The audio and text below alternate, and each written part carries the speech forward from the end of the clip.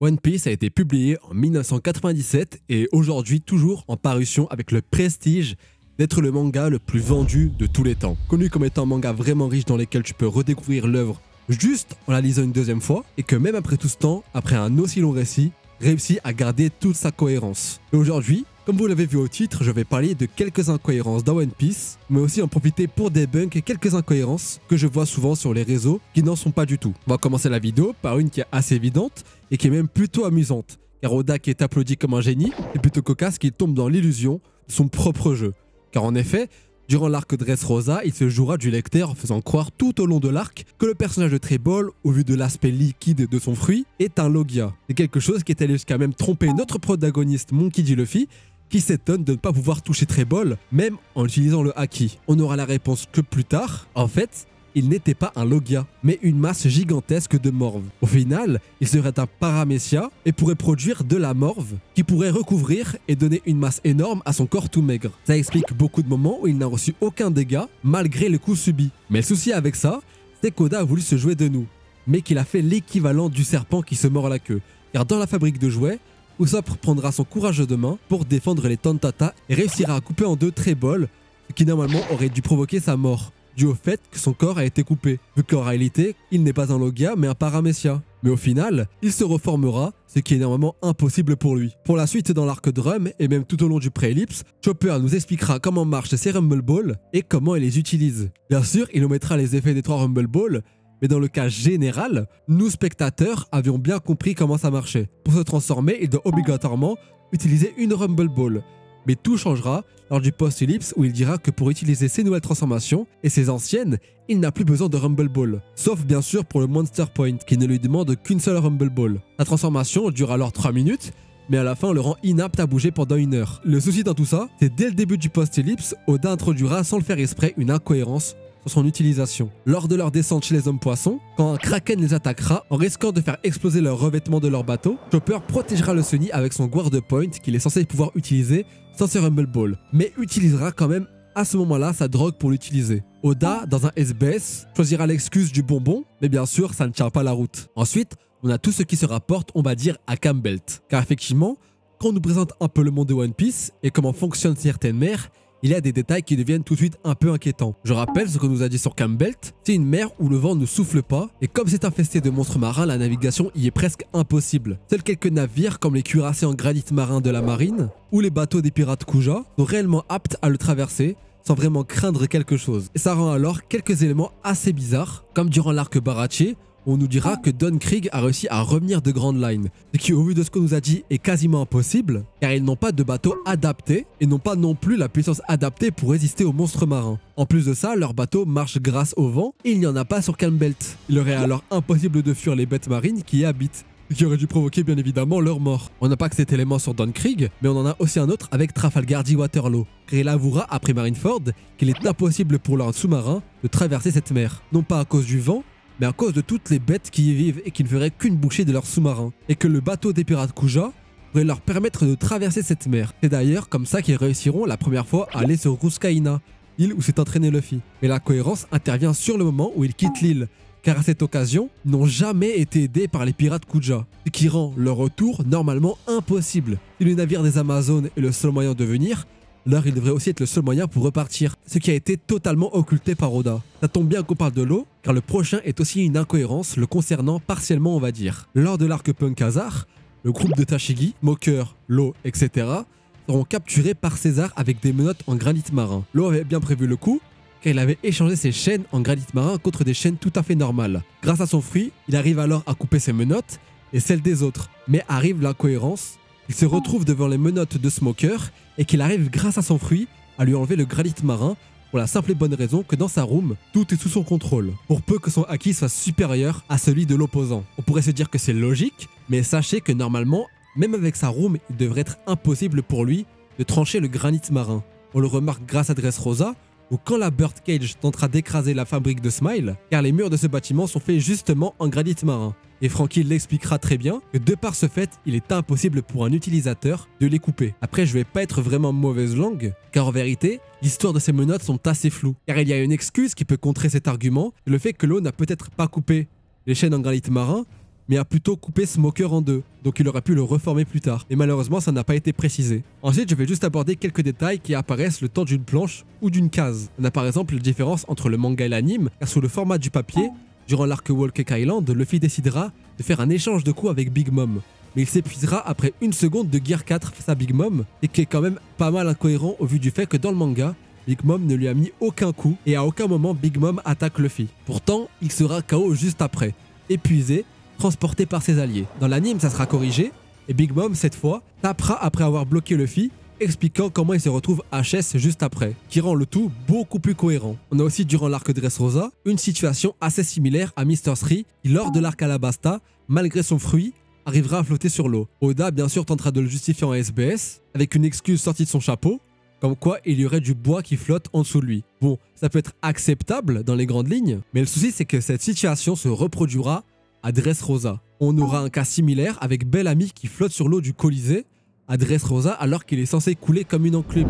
Avoir un fruit du démon n'implique pas seulement de ne pas savoir nager, mais aussi de couler sans pouvoir remonter. Et comme il possède le fruit du ressort, il aurait dû normalement se noyer. Pour finir avec les incohérences de One Piece, on en a une qui est plutôt provoquée par les questions-réponses d'Oda. Dans le SBS du tome 45, Oda précise que le Gomu Gomu no Mi était répertorié dans l'encyclopédie des fruits du démon, ce qui expliquait pourquoi Shanks avait le nom de ce fruit du démon. L'incohérence proviendra du chapitre 1069 avec Vegapunk qui nous dira tout le contraire et que le Gomu Gomu no Mi n'a jamais été cité dans l'encyclopédie des fruits du démon, qui rend le tout assez flou, on va pas se mentir. On pourrait penser une incohérence, mais l'histoire autour des encyclopédies est tellement floue il pourrait y avoir toutes sortes d'explications. Mais pour l'instant, cela a plus l'air d'une incohérence qu'autre chose. J'aimerais ensuite débunk quelques incohérences, voire idées reçues, que je vois énormément sur les réseaux sociaux, comme expliqué en début de vidéo. Et pour commencer, on va aborder ce qui est pour moi l'une des incohérences les plus citées, la perte du bras de Shanks. On la cite comme une grande incohérence, car Shanks, à ce moment-là, avait déjà enchaîné de nombreux combats face au très connu œil de faucon, et qu'il avait une prime dépassant le milliard. Il maîtrisait déjà les 3 types de haki.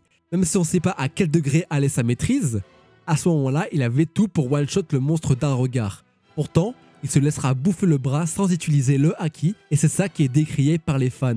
Mais sachez que pour moi, vous n'avez rien compris. Lors de sa rencontre avec Barbe Blanche, il le dira que c'est un acte voulu, totalement intentionnel de sa part pour miser sur la prochaine génération. On pourrait croire à un rattrapage débile, mais quand on connaît la vérité actuelle, tout s'explique. Parce que en quoi Shanks mise sur la nouvelle génération avec son bras? Eh bien, n'est-ce pas évident? Luffy, avant que Shanks se fasse bouffer le bras, n'avait pas pour but de viser l'excellence de la piraterie. Il le répétait, il veut juste devenir pirate. Mais ce n'est qu'après ce moment qui a choqué sa vie, il voudra en devenir le roi.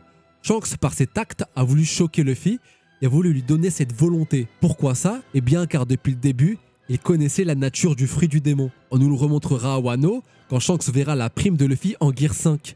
Il sourira, et comme par hasard, on nous remontrera son sacrifice, et devinez quoi? Il sera sur le point de se faire manger le bras, et par tout hasard, sourira juste avant de le perdre. Pour une raison que sur le coup on ignore, mais qu'on comprend par la suite. Il voulait donner cette motivation-là à Luffy, et il est au courant de l'histoire avec Nika. Et si vous n'êtes pas d'accord, rappelez-vous juste le flashback de Uzu, qui possédait le fruit de Nika. Ils étaient choqués qu'un équipage aussi puissant que le leur se retrouve devant eux à vouloir leur voler un fruit quasiment inconnu qui pouvait rendre élastique. Mais ce qu'ils ne savaient pas, c'est que contrairement à eux, Shanks n'avait pas visé ce fruit au hasard. Il savait tout depuis le début. J'entends aussi des gens dire que c'est une incohérence, parce qu'Oda à la base n'avait pas l'intention que Shanks perde son bras, mais c'est son éditeur qui lui a incité à faire ça. Et c'est vrai, mais savez-vous quand a eu lieu ce moment? Environ 1 an et demi avant la sortie du chapitre 1. Car lors du premier one-shot de Romance Down, sorti en 1996, Shanks, en sauvant Luffy, perdait déjà son bras face à un requin géant. Pour la deuxième idée reçue, on a celle du haki, qui apparemment serait quasiment absent durant le pré-ellipse, qui on va se dire est en même temps totalement faux et en même temps un peu logique. J'entends par là qu'on se trouve avant l'ellipse, dans la première moitié de Grand Line, qu'on nomme Paradis et The Wrist Blue. Et il faut savoir que les personnes puissantes se trouvent dans le Nouveau Monde et non pas à l'entrée de Grand Line.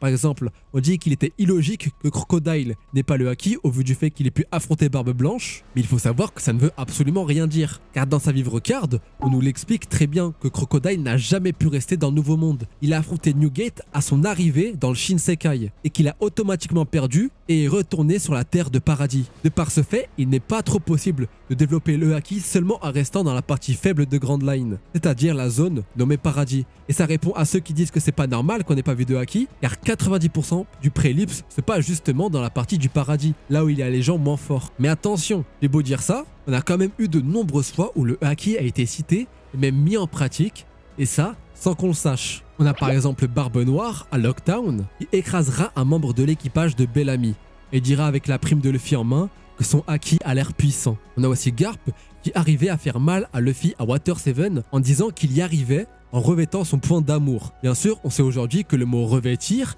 n'était pas là au hasard et que le seul moyen de faire mal à Luffy physiquement était le haki. On a aussi Alabasta où Zoro utilisera le haki l'observation et de l'armement de manière simultanée face à Mr. One. On le comprend car les mots que son sensei utilisera seront les mêmes que le Ryuo à Wano et que la manière dont Zoro parle pour décrire son monde est exactement l'effet du haki. Et le plus fou dans tout ça, qu'on n'a pas seulement les hakis de base, mais aussi certaines variantes et même certaines évolutions. Par exemple, on a le face-à-face entre Shanks et Barbe Blanche où le ciel se fendra en deux. Aujourd'hui, on sait qu'avec Luffy, que pour que cet effet sur le ciel se passe, il faut qu'il y ait un choc entre deux haki des rois revêtis. Donc que le roi Newgate avait utilisé cette capacité à ce moment-là. On a aussi des variantes comme celui de Sentomaru où il projette du haki à Sabondi. On a aussi le haki l'armement amélioré avec Rayleigh qui libère Keimi avec ses chaînes explosives.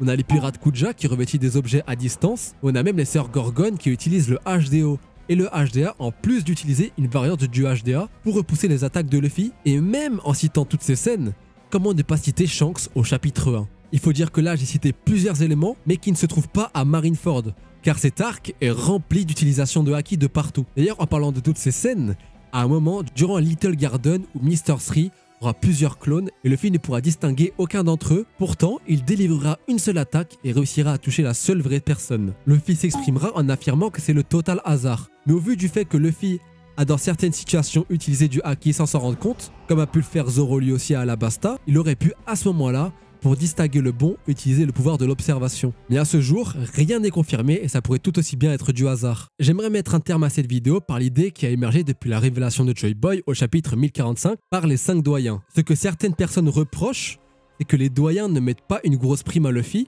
alors qu'ils avaient déjà compris qui il était au vu de son fruit du démon élastique. Et puis il ne faut pas oublier qu'au final, c'est le fils de dragon, c'est Joy Boy et il a surtout le fruit de Nika, le dieu soleil. Et donc pourquoi il ne mettrait pas une prime de 1 milliard directement? Mais moi je ne suis pas d'accord avec cet avis. D'un certain point de vue, ça ressemble à une facilité scénaristique, voire une incohérence complète. Mais il faut prendre du recul et regarder quels sont les intérêts du gouvernement avec tout ça. Par exemple, d'après Doflamingo, les maîtres de l'océan ne sont pas les pirates, mais la marine. Et le gouvernement mondial a été clair là-dessus. Ils n'éradiquent pas les 4 empereurs, c'est parce que c'est à leur avantage que des criminels rassemblent d'autres criminels tout en les restreignant et qu'ils ne soient pas des électrons libres dans l'océan. La même chose pour ce cas-là.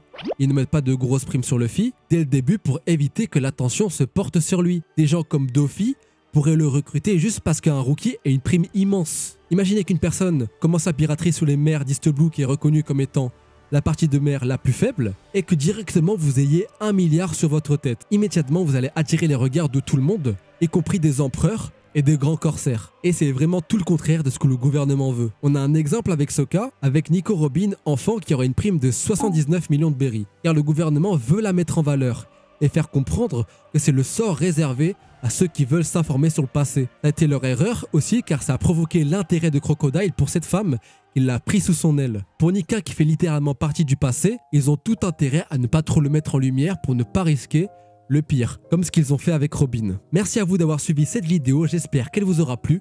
N'hésitez pas à la liker, commenter et partager cette vidéo à vos potes qui veulent en savoir plus sur One Piece. D'ici la prochaine vidéo, portez-vous bien. C'était Scanor, au revoir.